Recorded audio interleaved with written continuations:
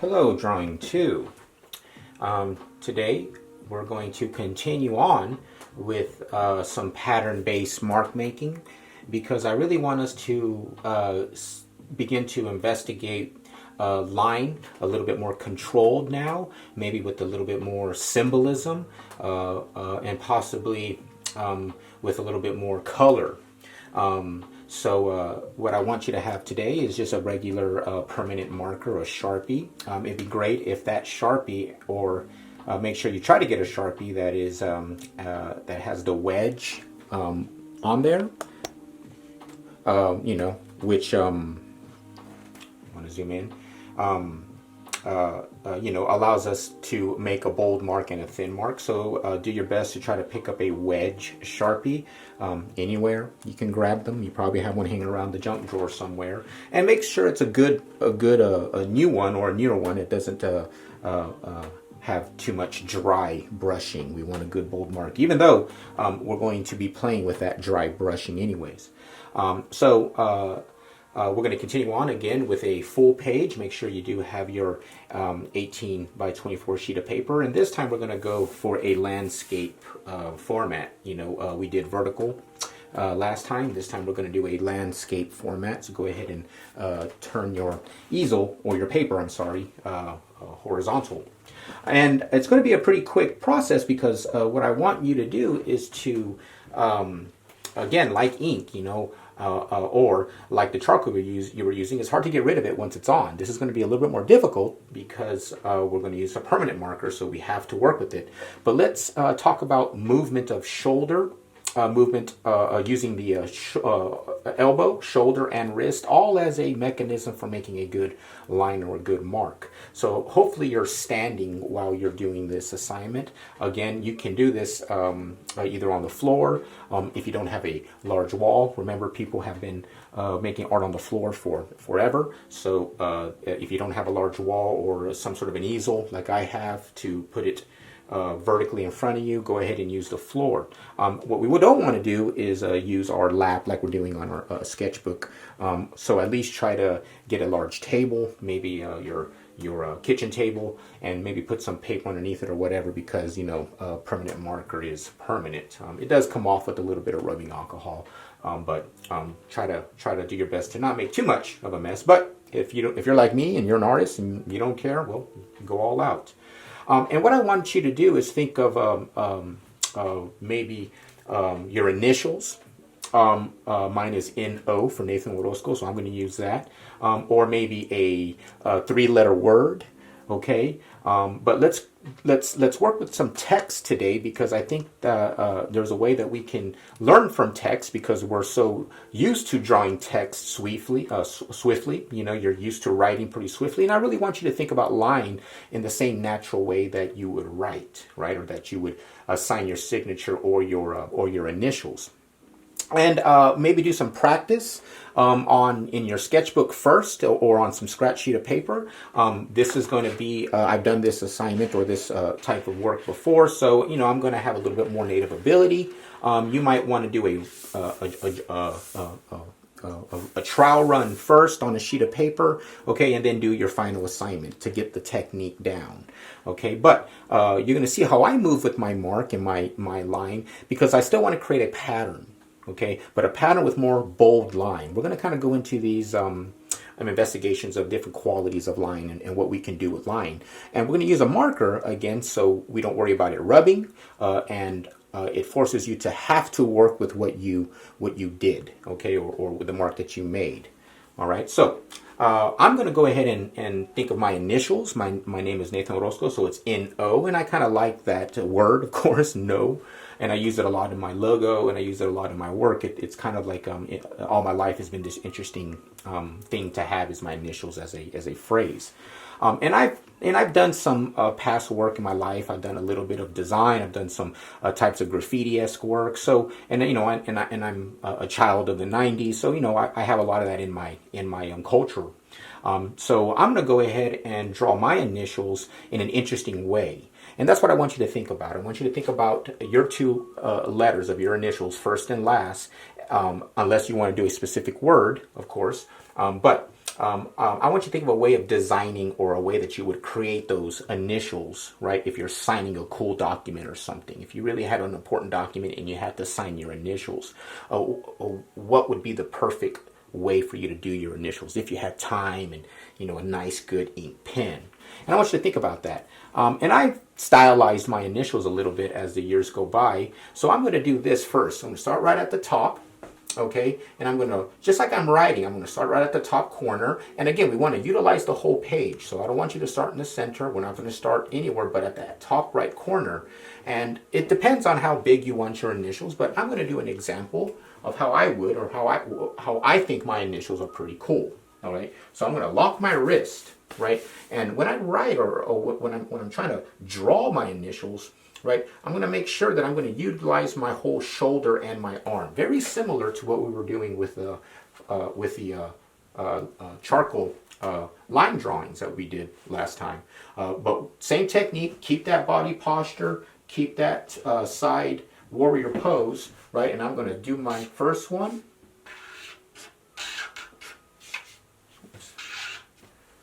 Now, I'm going to go ahead and zoom in.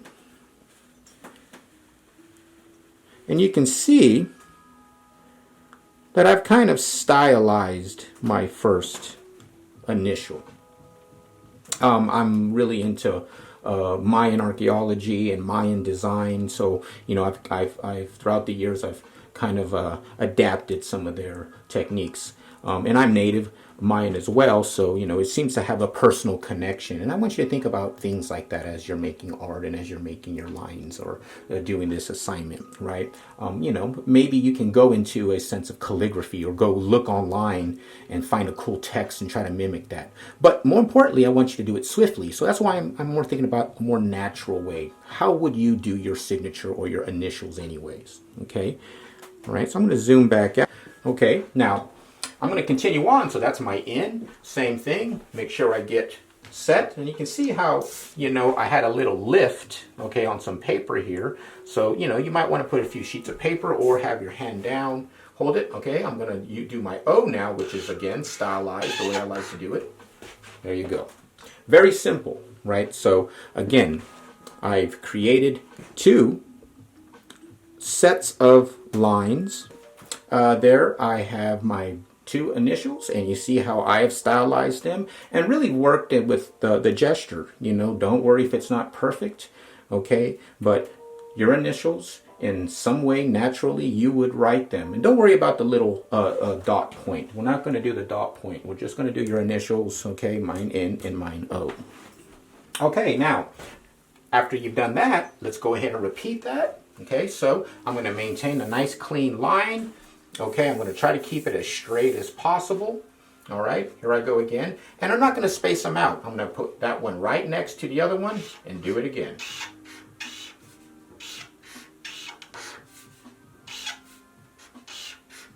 And you can see how I'm doing my best to repeat that movement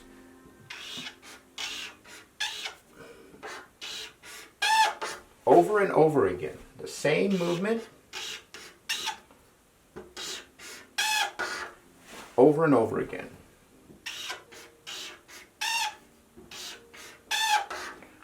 Use that wrist. Make sure you are comfortable with your body and you are in that warrior pose or the comfortable pose that you are in. Continuing.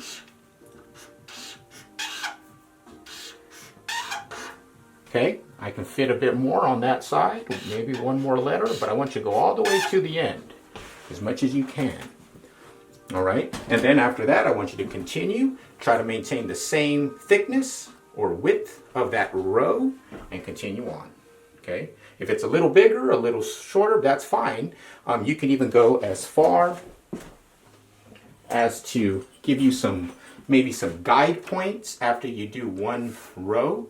You know, here I have that row about, you know, that's a good, I would say 2 inches. You know, you can do some points, depends how far you want to go, okay? Or if you want to try to achieve it naturally, then go right ahead. I'm continuing on.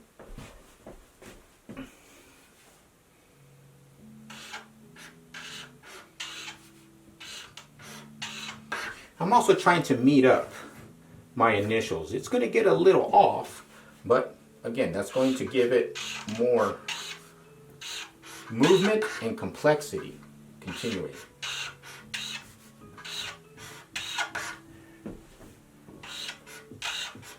And what's good about techniques like this, we see this a lot in different types of design and in different types of background when it comes to art, even architecture, right? Keep that line clean as you can. Try not to overlap your letters, right? But also make sure that each one, right, or no matter what, each one will be a unique mark. Okay, continuing.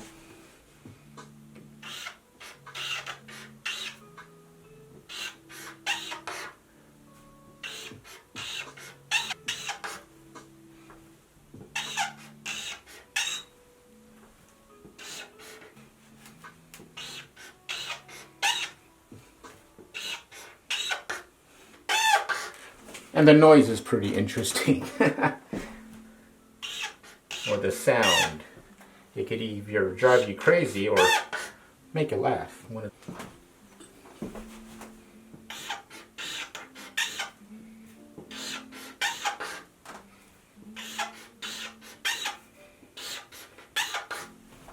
Again, I'm still kind of utilizing those techniques that we learned last of lowering my body, not just arching over my back. It's a little bit of yoga.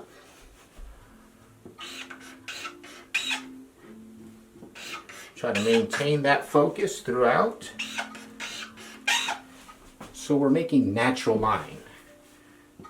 But, right, there is still that pattern or rhythm because of the intention is the same throughout.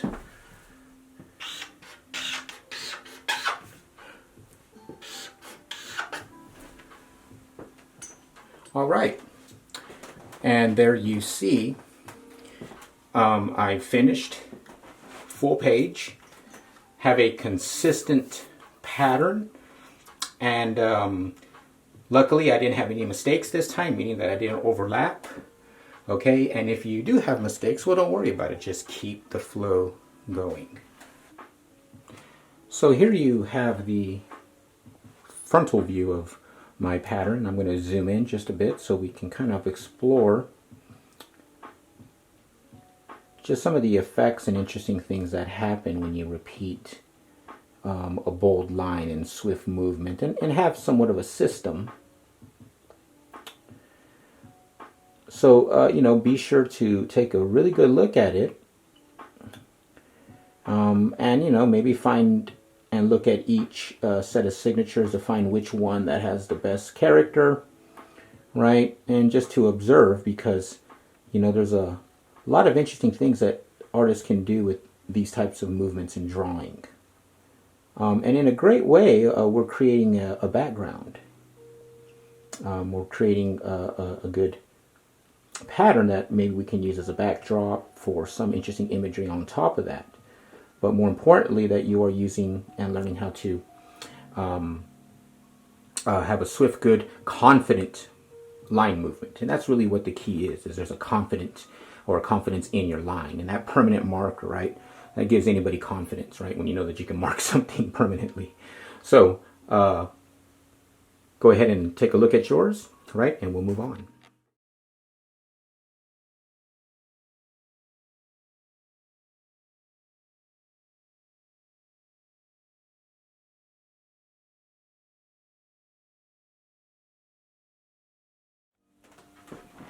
Okay, so now that you have seen the diagram of the color wheel, I want you to go ahead and grab your markers. Okay, now I asked for, in the supply list, I asked for maybe just Crayola markers. You can pretty much get those anywhere.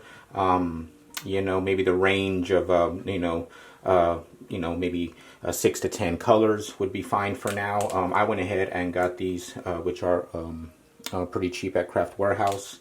and they have, you know, pretty much all the colors that I need on the color wheel. So as you can see, on the color wheel has more colors in this, your secondary and your primary colors. So I got yellow, I got red, I got green, I got purple, I got blue, and I got orange. And there's obviously more colors on the color wheel, but I think those are the colors that most marker packages should have. If you got maybe a little bit better quality markers or one with more variety, go ahead and use the light blues and the other blues and lighter oranges that are in the color wheel. But just try to stick to only those colors, which are plenty for you to do some design and color work on this drawing that we're going to try next. Now again, we just have a pattern here, right, that we've created with your signature. So I'm just going to start like how I would start on doing something interesting with some almost like mosaicing with some color. So, you know, I'm going to look at this, just have some fun. Again, I want you just to be creative and explore color and line. But you're going to see how what I've thought about it, just starting with the color here. Any color, my favorite color, and then maybe just start coloring in some of these O's here with different random colors. And like I said, just have fun. I think it's more important for you to realize that diving into something like this with just what feels good is the way to start a creative or more advanced type drawing. And then we always see what happens. So allow the process of drawing to guide some of the creativity. Later on, we'll be doing some more composed pieces, but again, we're trying to open up that window of what possibilities, what are the possibilities of drawing, okay? We're adding color here, right? So just have fun, all right? Things I want you to pay attention to is markers that have the wedge point versus some that have the tip point. No matter what, you're going to create some sort of line variation with those markers overlapping. If you ever played with Crayola markers or any markers, you know, you make a mark and you mark over that, you'll see a gradient because the two inks are stacking on top of each other. Use that to a design. That's similar to how a painter would use brush marks as a expression, right? Remember those impressionist paintings that we saw? That's exactly what they were doing. So I'm going to start off with you know, maybe a strong color. I'm going to start off with red. All right, I'm going to see how this works, and then I'm going to go from there. Now, again, if you can, always draw vertically. That's the best way to draw, on the floor or at least on a nice a piece of wood or something that you can really get some support. So I'm going to start here, and I'm just going to mark this O in. And you see how I'm kind of using my marker almost like bands, like strips of clay that I'm adding on. Okay, so I'm going to go ahead and zoom in on that so I can kind of show you kind of, you know, how I'm approaching, right? And I don't know if you can see, but you'll see how those bands in between those layers is going to create kind of a little minor tone. Use that to your advantage. Over here, I'm going to do another layer downward. And again, it just depends how you want to use your mark, right? Use your line, all right? I'm going to go ahead and choose a different color. Okay, so I have a lot of negative space in between. I have some lines here. So I'm going to go ahead and try something maybe more contrasting, something different. I'm continuing to use my my wedge part of the marker. Okay, so I'm going to go ahead and maybe just do a strip of this interesting gold or yellow. Okay, that's called a lemon yellow, right? It's more of an orange, but, you know, we're doing the best we can. Maybe you do have a bright yellow, and I might have one in my kit. But I'm just going to keep going, right? And maybe on the other side, do a similar, right, line. I'm going to go down over here on the same part of that end and just start to have fun. But again, making some conscious decisions of where you're placing some of this color. All right, I'm going to switch it up to, you know, again, it's your choice, but, you know, if you look at the color wheel, you know, it's good to kind of go in opposite directions. But again, we'll be considering those things a little bit more process-wise later on. Now, like I said, I want you just to get used to applying some of these lines and playing with pattern and playing with arrangement of color. So I'm going to move again. Now I have green, so again, It's your choice which one you want. I'm kind of just going with the flow, and I'm going to go ahead and fill in. Now I'm following the curve of that line. Okay, again, I'm paying attention to the banding that happens, right, with the overlapping of that marker. Almost like an easy way to create, you know, some sort of texture. All right, now I'm going to keep going. What would be nice next to that? Oh, let's do something a little more dramatic. Now that's a kind of a darker green, of course, right? So let me to the red. Let's see what happens when I go back to the red. Okay, see what happens again. I'm using my wedge side. Okay, and this time I'm going to kind of make a strip here. Again, it's up to you how you want to apply, right? And where you want to stop. Just have fun. But what's great about ink, right? And that's basically what we're working with. We're working with ink, right? Just in a controlled, with a controlled tool. Once you put it on, you pretty much have to deal with it. And I think that's the key. Let me zoom out a bit so we can start seeing maybe some effects that we're having. Now you see how I'm concentrating in the center? You don't have to do that. You can definitely start to go, well, I want to work with this one square first and just go red, blue, yellow, purple, red, blue, yellow, purple, red, blue, you know, and then you can go into the interior area. So again, I'm just kind of starting, right, and just showing you so I could zoom in and show you. Now, I haven't used blue yet, so I'm going to go ahead and maybe start with another square on top with maybe some blue. Again, I'm concentrating on that banding. Remember, how you apply your medium, again, whether that's ink, you know, or whether that's, you know, paint or even clay, right?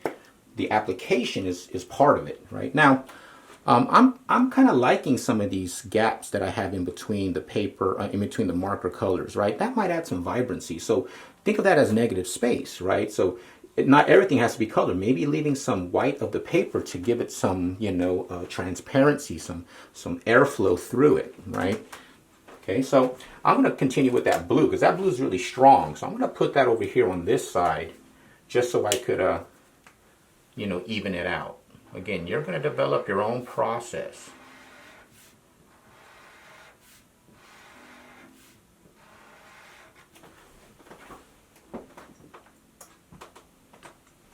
Now, again, I really do enjoy that kind of small little gap in between the paper and the blue and that Sharpie mark. I mean, I'm going to keep that there. This seemed a little heavy to me, right, with no space. So I'm going to be conscious of keeping some of that little white in there. Hopefully that'll create a little bit more of a vibration. Okay, so let's keep going. Okay, I got to switch up now. I haven't used a lot of orange yet, so let's see if that orange is similar or a little bit darker than the yellow that I have. Okay, I want to do another square. A little bit darker than that yellow, but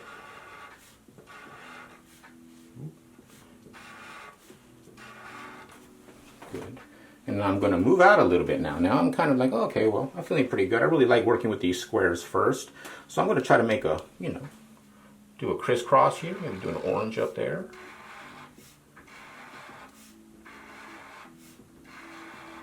All right, again, remember, I'm trying to leave some of these gaps. That's just me. You know, you might want to go in a little tighter. Okay, now, I haven't tried any purple yet. So let's see what happens when we do some purple. Now, you know, again, I'm thinking about my color combination. I want you to try to think about it as well, okay? But again, more so, just go with the flow. Just go with the flow. There's nothing really wrong you can do, right? As long as you're following within your lines and just kind of, you know, trying to get the flow going. You know, as long as you're, you know, not just scriggling around. We're not doing really expressive movements. Try to work with it more like a mosaic. Now here I'm going to go down. I'm going to kind of do a little Pac-Man here where I'm kind of right, moving this way. I'm going to go down here, switch it up a little bit. right? Gonna move this way. No, why not? Doesn't matter. Okay. You know, you can go in that direction. Just as long as, you know, I guess a good system would be is that every time you finish a mark, pick up a different color. See what happens. Let's go back to some yellow. I really like the combination of orange and yellow. So, see what happens when I throw a little yellow next to that purple. Nice. Now you see how here, right, I just did one mark and I have some white in between that black. That's going to be, yeah, again, it's going to work a little differently that way. I'm going to keep that way. I'm going to add another yellow up here because I kind of like the way that looks. There we go. All right, I'm going to keep going. Okay, you can see how it really, you know, it really just starts to form out itself, right? And this is going to be interesting, you know. It's going to be interesting to see what we do based off our signature, right? Okay, now, and I failed to mention the last little clip that I had is that if you want to do bubble letters, right? If you've always done your signature in some interesting way, you know, in school that has, and you're really good at that, you know, if you want to do more of a graphic or even an old English font, you know, just depends how complicated you want to make it, but by all means, it's your art, and I want you to try, because you can always do this twice, right? You can try one version, like I said, and you don't like that version, get another sheet of paper and do it again. Okay, let's go to some red here. I'm gonna open it up a little bit here. Okay, you see how we're getting some good variation already, but let's spread it out a little bit. Okay, let's start with another square over here and see where that takes us. All right. And I'm going to throw another red up here. Why not?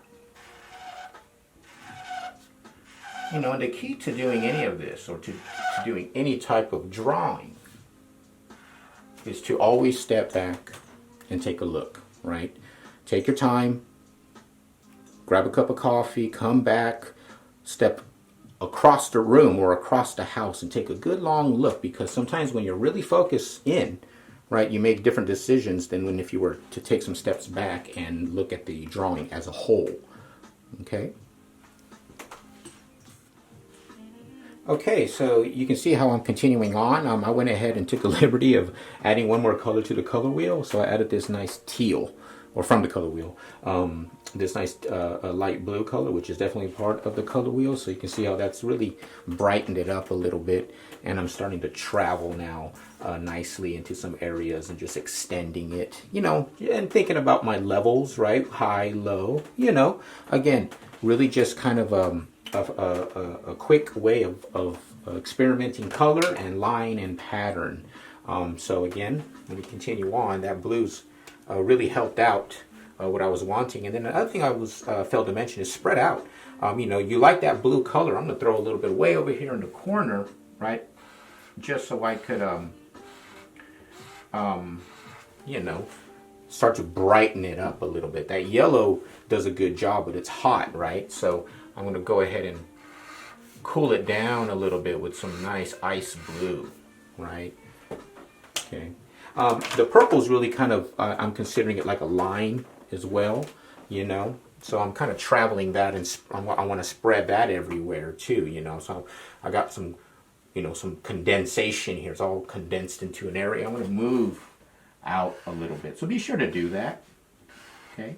And at some point, you're going to really just start to speed up on it, right? Again, I'm not really worried about getting things so tight because I want some of that negative space so it doesn't look so heavy, right? That's the thing about marker. It can look pretty heavy pretty fast. And remember, the more gestural some of that mark making, the better it is, the better it moves. Remember that slideshow and some of those expression and those impressionistic drawings, right? Allowing things not to get so, I guess, completed. We're making art. We're not making advertisements or graphic design. It's about the mark. It's about expression. Okay, so you can see how mine is continuously I'm progressing.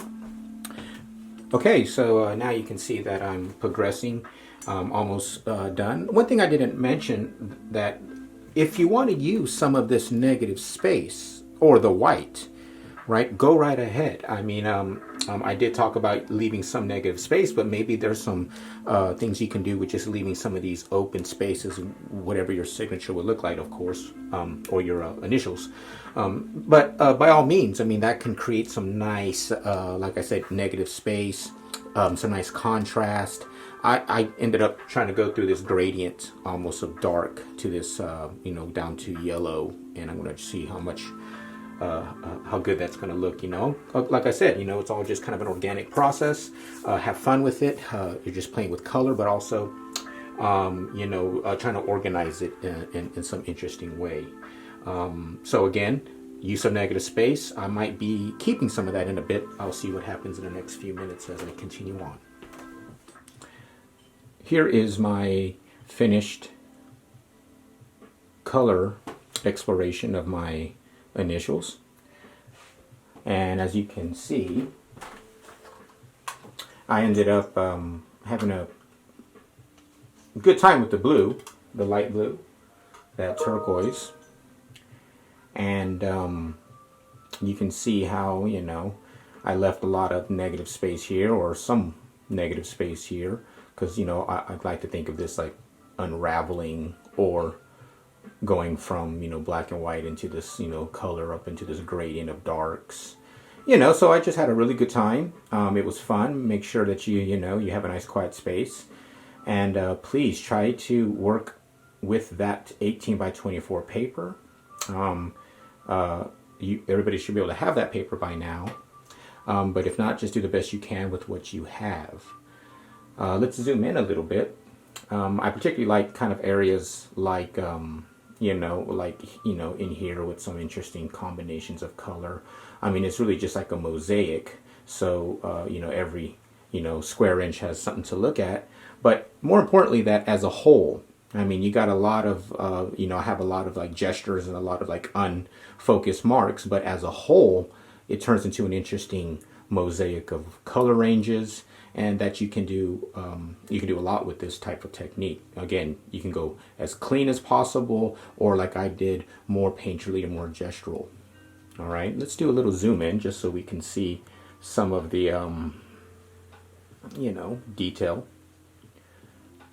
And what's great about kind of making work like this, it's actually a way that a lot of designers get interesting patterns for all types of things, from clothing to interior design aspects of decoration, large murals, and of course, great use of techniques for graffiti and that type of subcultural genre, and obviously cartooning. So I hope everybody has fun, and I hope that you find this process to open your eyes when it comes to arranging color, the gestural mark, variety of line, okay, and overall creating a dynamic pattern that involves color. And we'll be doing some more pattern-based assignments, but we're going to begin to attach those pattern-based assignments to drawing that you would normally see in the slideshow, for instance, that I showed you, that hopefully everybody has seen before this assignment. So it's good to get the information on Impressionism, Expressionism, even though this is not an art history class, to kind of get the idea of what that means, because this is definitely an expression of color, and I want you to think of it as that, an expression of color. Okay, thank you.